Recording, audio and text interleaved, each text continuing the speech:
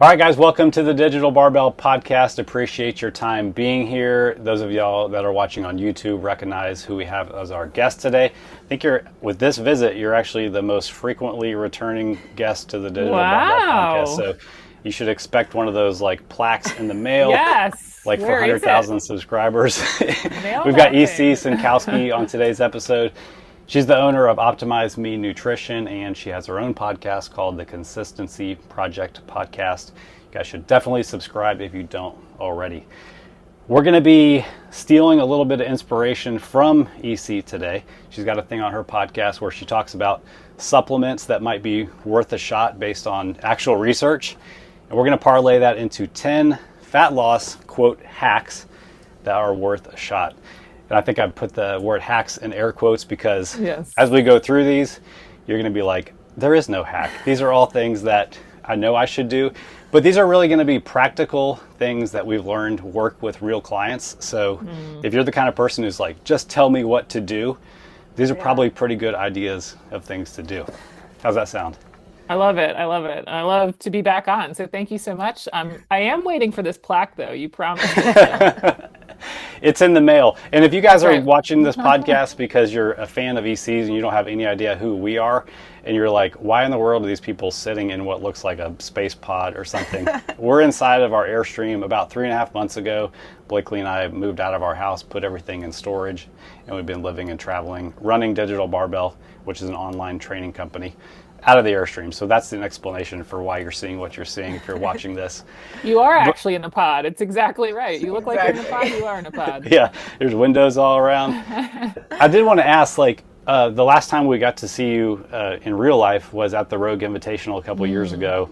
And at that time you said, I'm working on an app. And we kind of glazed over it and didn't talk about it. And I think my comment at the time was like, oh man, that sounds really hard and really expensive. So here we are a couple of years later, and you've launched that app, which became the 3 Pillars app. Tell us tell us about it and how it's going. Yeah. I mean, it's pretty cool to see a vision come to life. If I'm being perfectly frank, when I first started nutrition many moons ago, so even well before I saw you at Rogue, I wanted to build an app. And I'm so thankful I didn't do it then because I needed time to really work on my program, my message, what's really useful, how does it become successful for people, all that stuff. What do people actually want? So it seemed like it took forever to finally get to it, but I'm kind of glad it did because now the app really is my methodology that I use for working with people to get after weight, health, and fitness goals. Because my clients, I'm sure they're kind of like yours, like they're fitness-minded professionals. And so they might come in with maybe a weight loss goal, but then all of a sudden you know that they also want more pull-ups and they want to have a high quality of life. They're kind of the want it all bunch. So, you're like, yeah, you guys want it all, right? So anyway, it's my methodology for that. It's education, it's meal inspiration, and it's accountability with logging and badges.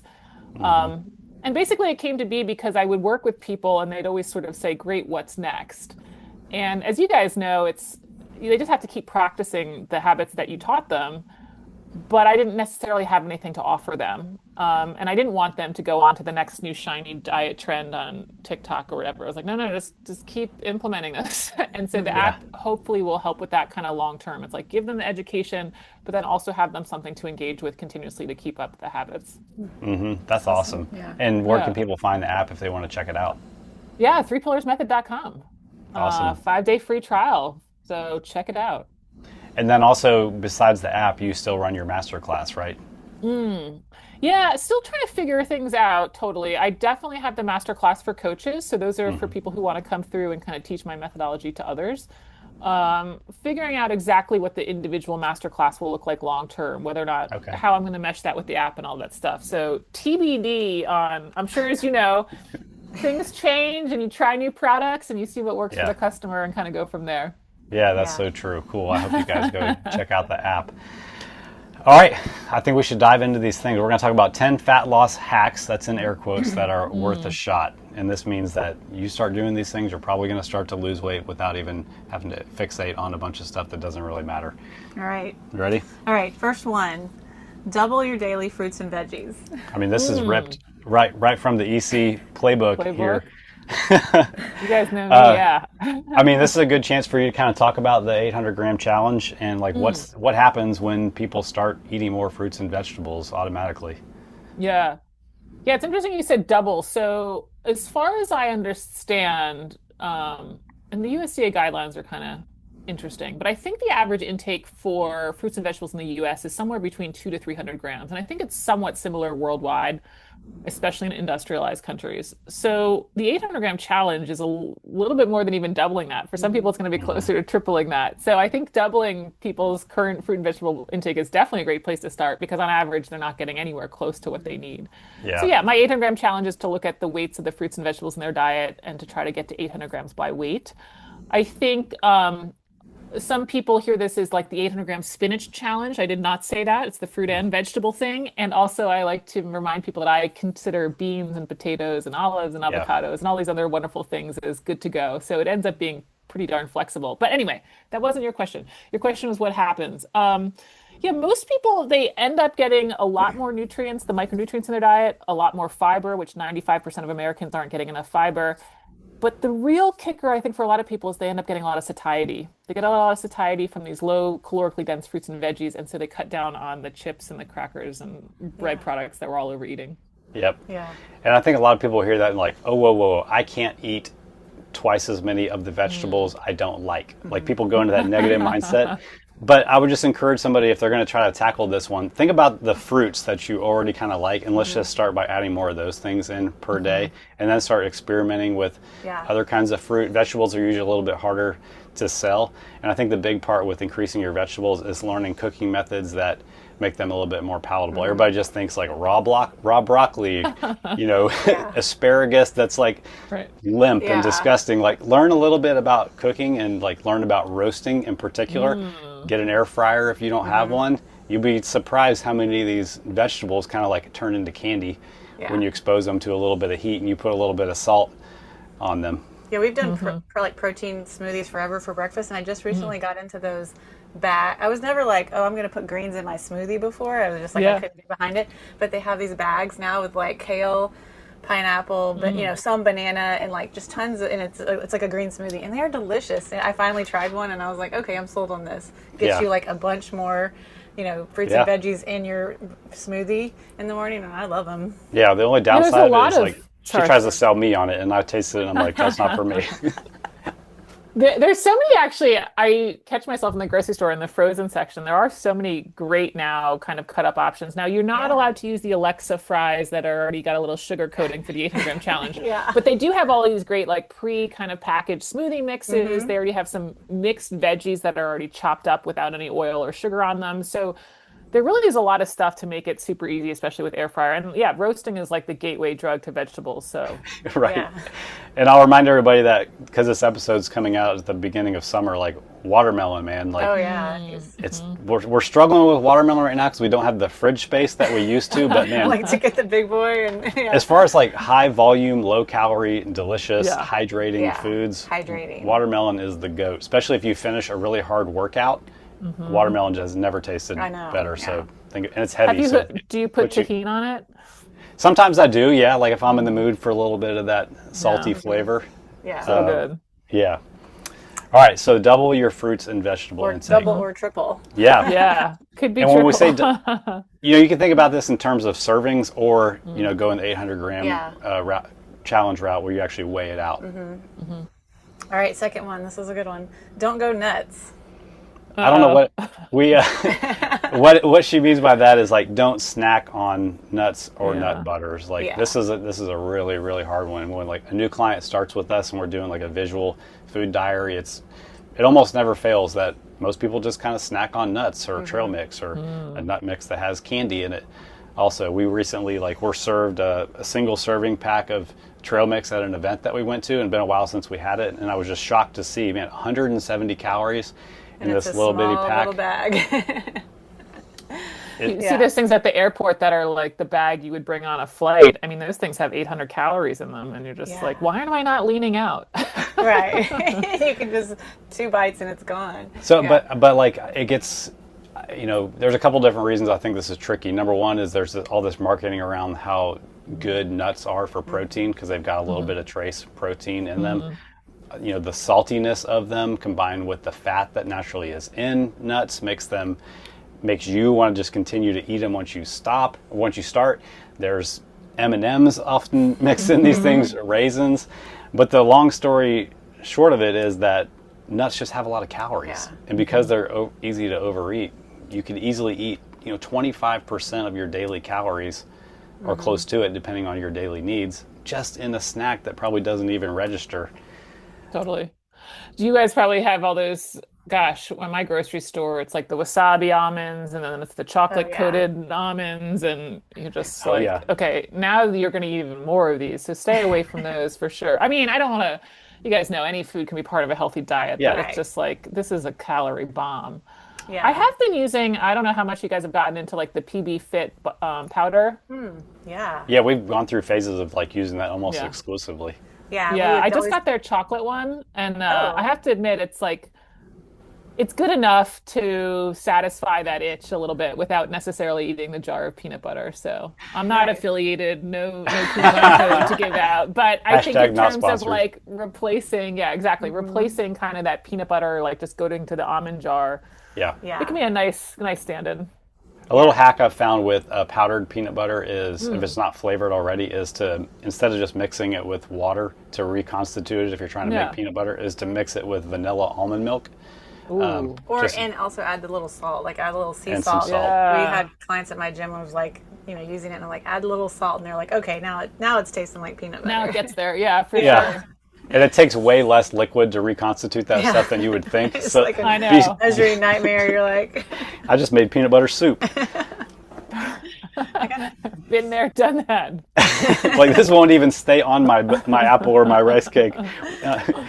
So if you want a little tip to lose weight without having to overthink it, try not to snack on nuts. Swap out high fiber fruit or try to snack on protein like jerky or low-fat dairy, that kind of stuff. It really can. Yeah, and I would also think I would add too, I think one of the reasons, besides the fact that they're delicious, is they do have a little bit of that crunch. I do think crunch is kind of what we miss a lot with the whole food stuff.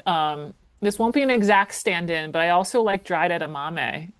That will have some of those flavors. You can add them to like a salad or something like that, get some crunch on kind of what is typically the lettuce leaves and the chicken, which just gets a little bit whatever. So that can also be a nice way to try to alleviate the crunch thing that they're looking for, right? Yeah, that's a great suggestion, and you get a little bit of protein from the soy.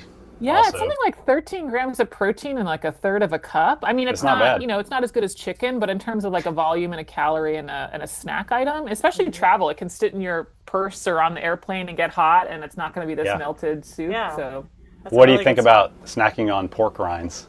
I've done that in my day, my low carb day. You ever looked at the macros on that? Oh yeah. Yeah, I love it too. A lot of the pork rinds that I've seen, they'll have that asterisk that say like not a significant source of protein, yet it's got like 8 grams of protein per serving. And I'm always like, how do they come up with that? Maybe they're trying to encourage people not to eat the entire bag as I would driving cross country. But whenever my road trips, it'd be pork rinds and Diet Coke. The fat content's a bit of a whack for people. Right. So, Same thing with nuts. Yeah, exactly. Yeah, cool. All right. Next one, lean out your protein. So this one's all about, yes, we want to have protein at every meal, and yes, when we have the chance, we want to snack on protein, but we don't want to tag along a bunch of extra calories just in the sake of trying to eat more protein. So if your high protein diet is nothing but ribeyes, full fat yogurt, and cottage cheese, yes, you ate more protein, but you are bringing on a lot of calories from fat in the process. So if you want to hack, almost all of your protein sources could be lean sources. What do you consider a lean protein source, EC? Yeah, definitely the lower fat dairy. I'm sure your clients do too. It's so convenient for some of either the cottage cheese or the Greek yogurts, but just getting the low fat or no fat can really chop out a bunch of calories. Lightening up eggs with egg whites, I think, is a great way to go versus 5 straight eggs in the morning or something like that. Yeah. I haven't really used much protein powder lately, so not a lot of that. But then, I'm chicken pretty regularly. Those are probably my big ones. Yeah. A lot of grocery stores will have 96% lean ground beef, ground chicken that's really lean. So, just being aware of how many of your protein sources every day aren't lean. Just for some comparison, whole milk has 150 calories, skim milk has 80 calories. So, a lot more of the calories are coming from protein in the skim. A 3-ounce sirloin has 200 calories, whereas a 3-ounce chicken breast has 130 calories for the same amount of protein. A 3-ounce fillet of salmon, 180, and 3 ounces of tuna, 112. So these might sound really insignificant, but if we're having protein at every meal, that could easily add up to 200 or 300 calories per day, which in our experience is kind of like the sweet spot for fat loss, especially for an average sized female. And that's just one tweak. Yeah, and not to try to plug the app, but that's some of the analytics I have people look at because I'm sure you guys deal with these clients who have been told they need to eat so much protein, and I have people be able to see what kind of calories they're pulling in from just what they think they're eating for protein, and they're like, oh, 700 extra calories are coming along, and I'm like, yes. And so I think it's just that awareness, and I have had some clients who, let's say, they love fattier cuts of beef and they do the grass-fed thing and that's what they want to do, and they love salmon, which is very healthy. They just have to know that they're making that choice, and this is why you don't get as many nuts or as much wine, because you're making that choice to put those calories there. That's a great point. Your great episode about having your cake and eating it too. It's all about having awareness to know what trade-offs you're willing to make. Exactly. All right, moving on. All right, skip sauteed. We kind of hinted at this earlier with the air fryer and everything. Yeah, maybe people don't even realize that, like, when they saute your food at a restaurant, step one is to pour copious amounts of oil on the flat top so that they have something to keep it moving and to get it cooking. And, if it comes out from the kitchen on the plate and you can see your reflection in it, those are calories staring right back at you. That's all that oil. It just has a lot of calories. So a simple substitution is just to avoid stuff that could be potentially cooked on a flat top. Look for it to be baked or grilled on an open flame. This is why Whoppers are so healthy, is because they're grilled on an open flame. Kidding about that. Well, yeah. I do think it's interesting. It's like, why does these vegetables taste so much better than when I make them at home? And it's like, it's the same thing with salads. I mean, that's always the big example I use. I have no clue how they come up with some of these 1,500 calorie salads. Like, I would be in my kitchen for days. Like, how do I make this thing 1,500 calories? Like, do I just add this stick of butter now? But yeah, it's all that extra sauce or cooking oil or dressing that they put on. So it's going to be same thing with all of that stuff they put on the flat top for sure. Yeah. Yep, and you can parlay this into your home cooking too. If you don't have an air fryer, I mean, air fryer is really just a fancy convection oven. I don't know why it has the word fry in it, but the same thing that you fry in a pan, you can probably cook in an air fryer. And if it has to have some added oil, or if you do want to cook something in a frying pan, use a cooking spray like avocado oil that can take some heat. Gamify it to how little can you use and still make this thing taste good. And it's all just in the name of reducing calories and making the trade-off really easy.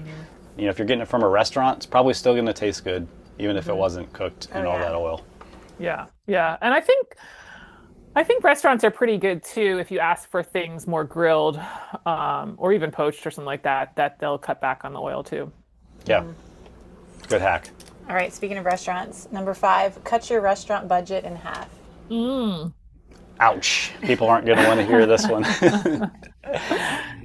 We purposely worded this one, cut your budget in half, to kind of like try to Jedi mind trick people into this is going to be a way to save money. Because I don't know if you've noticed, but restaurants are really expensive now. We paid $12 each for a sandwich the other day, and we're kind of thinking, hey, that was a pretty good deal. In what world is $12 good for a sandwich? But if you go about it with the mindset of you're going to save some money, guess what else you're going to save in the process? A ton of calories.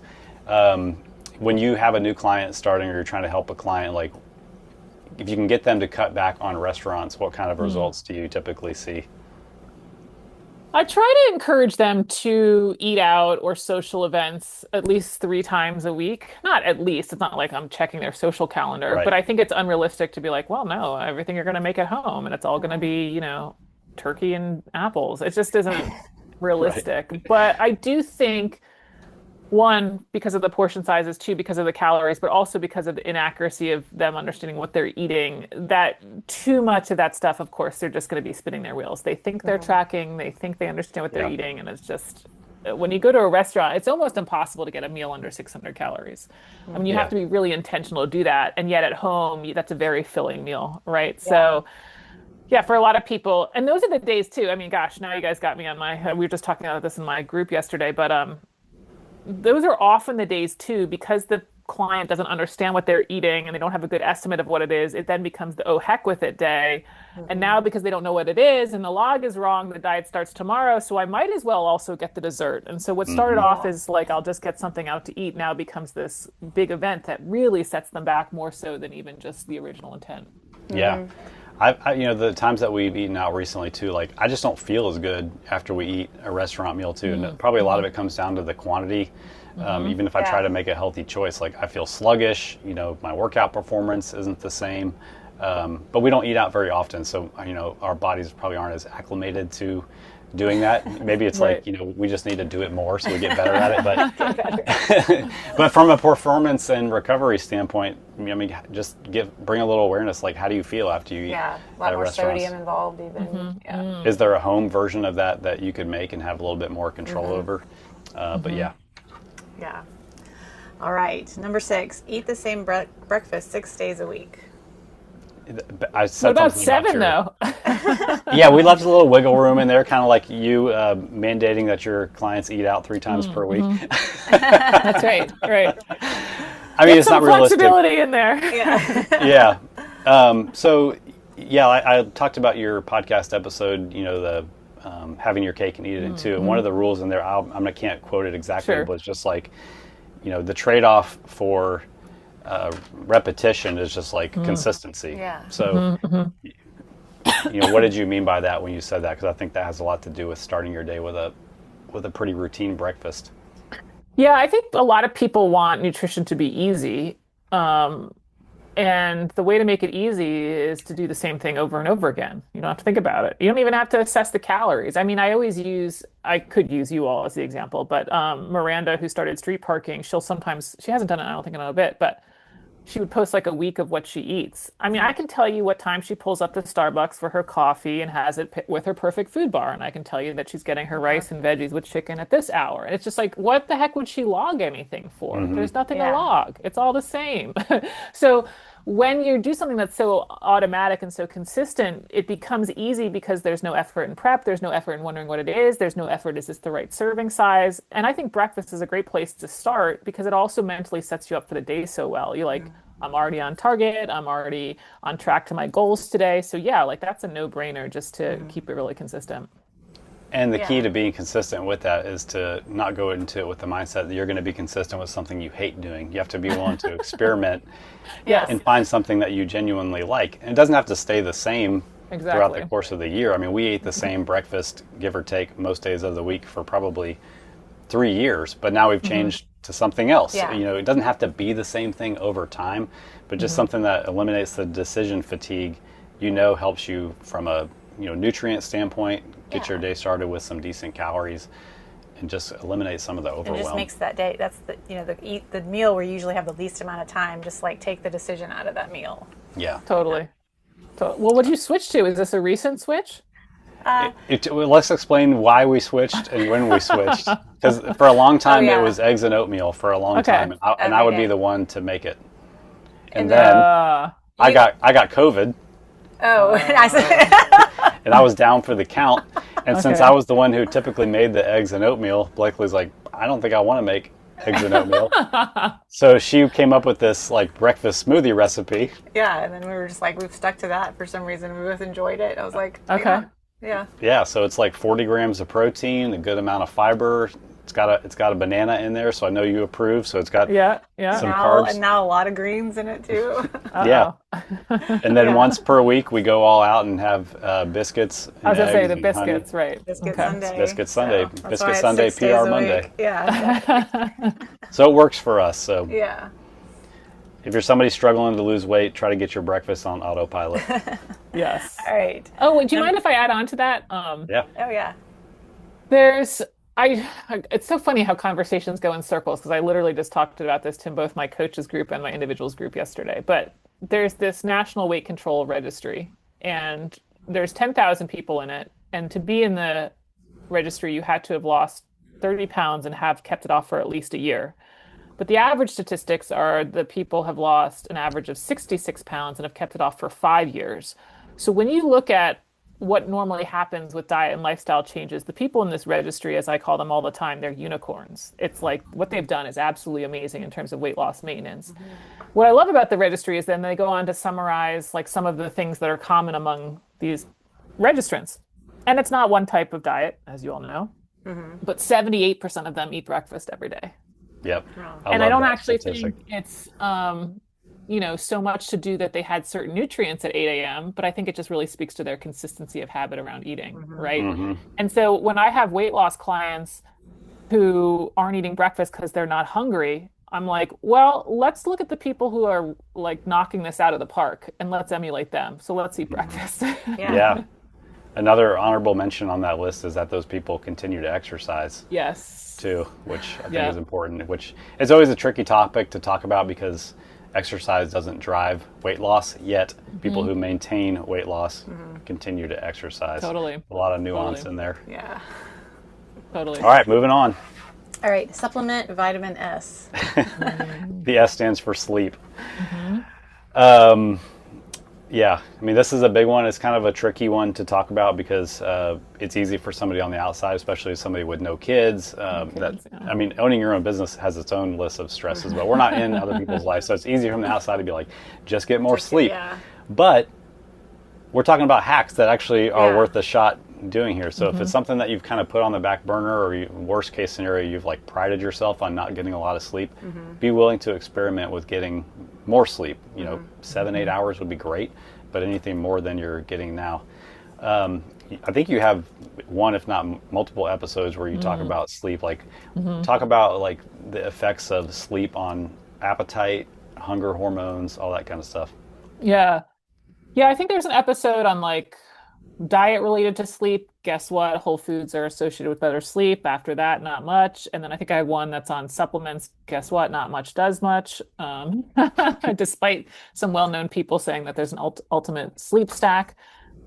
And really it comes down to kind of setting that consistent routine. Wow, sounds familiar to some other stuff that's going to set you up best. But yeah, I mean, I think what it shows is that people end up being hungrier the next day, even if they eat enough calories, which is just sort of a trip, right? Like you can go and eat your same exact breakfast, but if you haven't had enough sleep, you're going to be hungry earlier and reaching for those snacks. I also think it's will probably negatively affect how you perform in the gym or at your workout. And so the intensity takes a dive, which can ultimately over time start to erode on either some of the gains that you want to make muscle mass wise or just capacity wise. So yeah, I mean, I think it's one of the best diet hacks out there. Probably one of the best muscle building hacks out there too. Like look at a bodybuilder or somebody who is really trying to build muscle, or an Olympic athlete who performance is their life. Like sleep is almost their full-time job after training and eating. It's like train, eat, sleep. It was true of the games athletes when I was in that scene or whatever part of my life and talking to them. I mean, like some of them it was like 10 hours a night, and that's was no exceptions to that. It had to be. Yeah, so if we can steal a little bit of that and use it as a hack just for us average Joes, let's do it. Yeah, exactly. Yeah. All right, next Number 8. Give yourself a daily fun budget. When we're talking about fun budget, we're talking about fun calories, like junk food, if you want to call pork it rinds? Pork rinds? Could be the pork rinds. What would it be for me? For me, it'd probably be tortilla chips. Yeah. That's probably same for me. One of the big ones. Can you stop at 200 calories, though? If I were to weigh it out ahead of time, probably. If I were eating straight out of the bag, probably not. Let's be honest. This is one of the beauty of like single serving foods, like a Yasso bar or a popsicle. Like for sure. If I sat down with a bag of peanut butter filled pretzels, there's no chance that I would stick to my daily fun budget. But the point of having a fun budget, and you already brought this up, was like just avoiding the all or nothing mentality and that good food, bad food, off limit food kind of thing. Like, do you think that whenever you were doing your formal studies for nutrition, you realized how much of nutrition would really just boil down to this mindset related stuff around the all or nothing mentality? No, no. I mean, you get so neck deep in like, vitamin D or the Krebs cycle, and then all of a sudden you're just like, okay, what is people actually going to stick to is what Yeah. matters, right? Yeah. Yeah, I mean, that's become a big part of actually, I love again, these conversations come in circles. Yesterday was like, well, what do I do with all these extra calories? I'm like, welcome to nutrition freedom. Yeah. Like, Right, whatever you want. Yeah. That's Like, so you've had your true. fruits and veggies, you've had your protein, go for it. Yeah. Enjoy life. And that's what people really look forward to. I mean, we have to accept the fact that even though these processed foods cannot be the majority of our calories, cannot be the majority of our diet, we like them. We like the taste of them. And people who say they don't really like them, I mean, they must be less than 1%. So it's like, let's figure out a way to include some of them. We don't have to save up till Christmas Day to enjoy some chocolate. Yeah, and just like if the average person needs about 2,000 calories a day to maintain their weight, like there is zero harm in allotting 10% of those Yeah. daily calories to less nutritious food. So if you're somebody who's like, I have to eat perfect all the time, and that means having none of that stuff, well, why don't we reframe that to where a perfect day is where you you give yourself that flexibility, because what it does is avoid the 100% consistency of being perfect for 4.5 days. I'm talking about Monday through Thursday, and then 0% perfect Friday, Saturday, Sunday, and then you end this cycle of stopping and starting the diet because you had the flexibility along the way. Yeah, maybe even experimenting with your like fun budget of like if it's nuts and you look down at the handful of nuts and that's depressing, like, oh my gosh, think of like outside of the box, like what else could I eat that would like give me more enjoyment, and be able to eat a little bit more of it. That's so a you great could point. experiment with things. Totally. Yeah. Make sure you're enjoying your food, which is a big part of even like any of my steps and what you had already brought up about the fruits and the veggies thing. Like, great, not everybody has to do 800 grams of kale. You like strawberries? Let's go that route. You want to do roasted potatoes? Let's go that route. So try to also have this flexibility of choice every step of the way. And then in addition to some of the processed foods that you like you need to enjoy the thing to stick to it.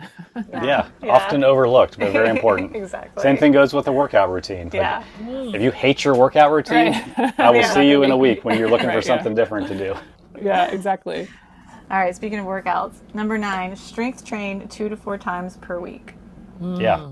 This might be like one of the most underrated fat loss hacks, if I'm being honest, because and I know you've talked about this in recent episodes, that just like exercise in general might be one of the best diet hacks, because there's something when we're not even talking specifically about strength training here, but there's just something magical that happens when you want to be consistent with a workout routine that encourages you to start to prioritize your nutrition, because you want to wake up not feeling bloated and you want to perform better. But I just find that like people who focus on doing cardio for their exercise, they have a harder time sticking with that, and it actually has less of an impact on their fat loss results than we prioritize strength training. And if most people are being honest, I know I'm on a rant here, but if most people are being honest, like they say they want weight loss, but what they really want is body composition change. They want a better looking physique. And if we can strength train 2 to 4 times per week while we're focusing on losing fat, they're going to start to see the visual results that maybe they don't even realize that they have. And that's going to flip this switch in their mind to make them more motivated to continue to train and to continue to make better decisions with their nutrition. Do you put most of your clients on 4 times a week strength training? And then if they're not loving it, it's backing off to 2, or We go from 3 to 5 days normally for people, depending on their schedule. Yeah. It's not strength training all 5 days. It would be 4 days of strength training with like a conditioning day on day 5 if they're like a 5-day client. Okay. And on the 4 days, are they also doing like a light Metcon, or no, it would just be strength training? Okay. Yeah. At least one a week. Yeah. Interesting. Okay. Yeah, the way Blakely writes our programming is we have a base of strength training. We have a lot of accessory work, bodybuilding, and then because of the CrossFit background, she'll kind of like build these Finishers Metcons that she Yeah. calls finishers that are less of like the 21-15-9 thrusters and pull-ups, but maybe something more like a 10-minute EMOM of, I'm going to mess this up, but RDLs, dumbbell curls, a run, that kind of stuff. So you're getting more of the muscle building, bodybuilding kind of stuff in there also while you're doing your conditioning.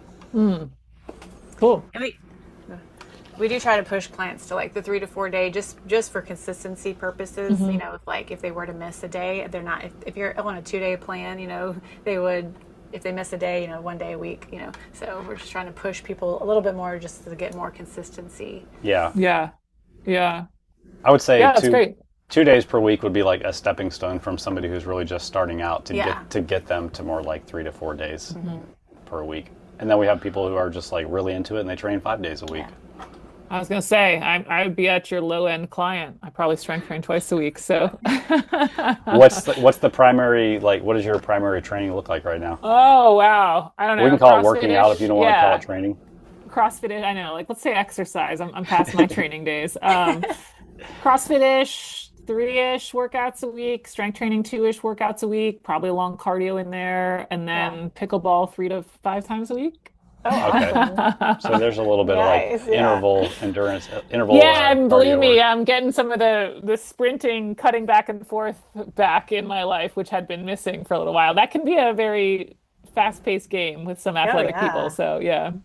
Yeah, awesome. we recently got into it because one of the RV resorts that we stayed at had pickleball courts with lessons. They had a free lesson, and it was like our first time. We're like, yeah, let's take advantage of this, and it was great. Yeah. He was great at teaching us like how to, you know, keep score and the whole thing. I'm so glad we did that. Otherwise, I think I would have been intimidated to even like step onto a court. It's so fun. Yeah. My knees are hurting, but it's fun. Well, that's a lot of volume that you just described, though. You said 2-ish days of strength training and then 3-ish days of CrossFit style CrossFit-ish. workouts. But yeah, it's like when I do my CrossFit, I don't do first to strength period and I don't do accessory. So it might be a 10 to 15 minute Metcon type of thing. So it's not a ton of volume. Yeah. Okay.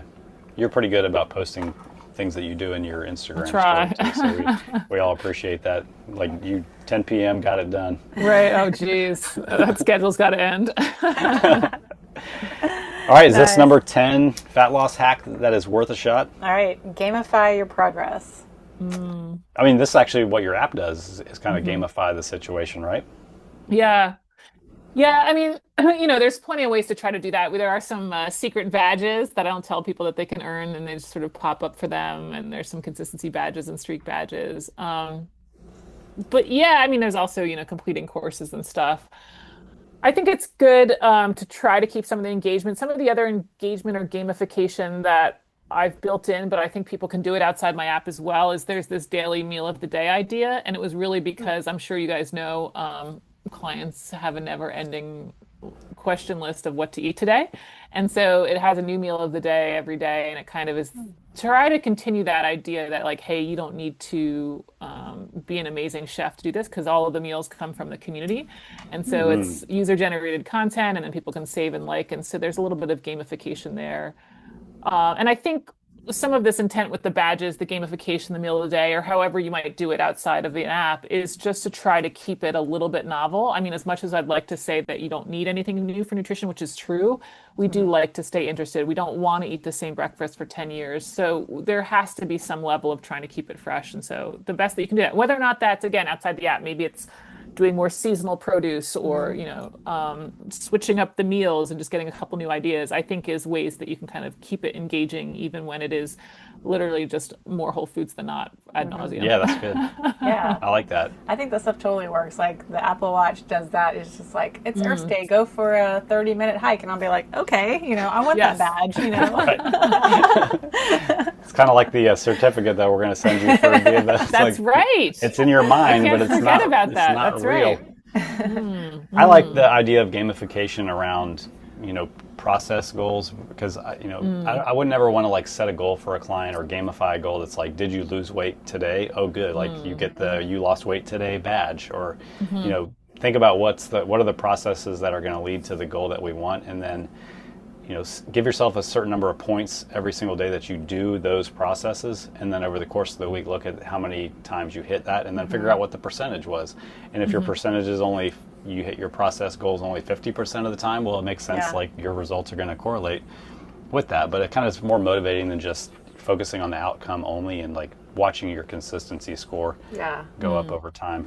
We just came up with, we haven't told our clients yet, but for the summer, we try to do like monthly challenges and stuff. So for the summer, we're going to do like a summertime bingo where they get like a bingo card and if they, fill like in the thing. I think it's gonna be pretty fun. So is pickleball going to be on there? Oh, I need to put that on there. Play a new sport? A pickleball game. Yeah, play a new sport. Yeah. But we'll see how it goes. So to win, you just have to go you have to across. It's like bingo. I haven't played bingo in a couple of minutes, so remind me the rules. You go across or this way or anyway. You just or have diagonally. to connect. Yeah. Okay. And the square in the middle is free? Yeah, the square in the middle is free. Yeah. Does that one say anything on it, or is that blank? It's just like a flex. Okay. Flex. I got it. All right, that's all 10 fat loss hacks, but we did throw one bonus one in there, so call it number 11 if you want. And this is just overarching that will make all this stuff easier. It's just to create an environment that supports your goals to do all this stuff. You're going to be in an uphill battle if you continually buy the food that you're struggling with, if nobody in your family knows that you have health goals, if you're the president of the charcuterie club for the neighborhood, think about the things. How do I get that role? That sounds amazing. I mean, you have to just go on LinkedIn and search. Search. I have a question for you all because I get this one a bunch, so let's hear your response. Let's say you've got a client and they're really stoked on your new plan, your new diet plan that you've suggested, and they have a significant other who is not stoked on the changes, or they have kids who are not stoked on the changes. How do you help them navigate that scenario? Maybe we have this a lot. No, never. Yeah, I'm sure you do. Never had a client like that. All families are always on board. I mean, it really has to start, and it's surprising to me how many times I ask, and the answer is no, I haven't done that. What is, have you had a conversation with the person that we're talking about to tell them what your goals are? Because if you're in a relationship with somebody and they're actively not interested in you improving yourself, then I think that's a sign of maybe some bigger issues. But most of the time people are just like, I never really told them that this is important to me. So I think, pull my psychology degree out a little bit, is come at it from the angle of explaining why to the other person we're talking about. Kids will be a little bit harder, but hey, this is important to me. I'm not asking you to do the same things that I'm doing, but just as a support, if there's anything you can do, and be specific about the things that they're doing that are tripping you up. Are you willing to help me out with this to better myself? And what normal person is going to be like, you know what? No, I'm not really interested.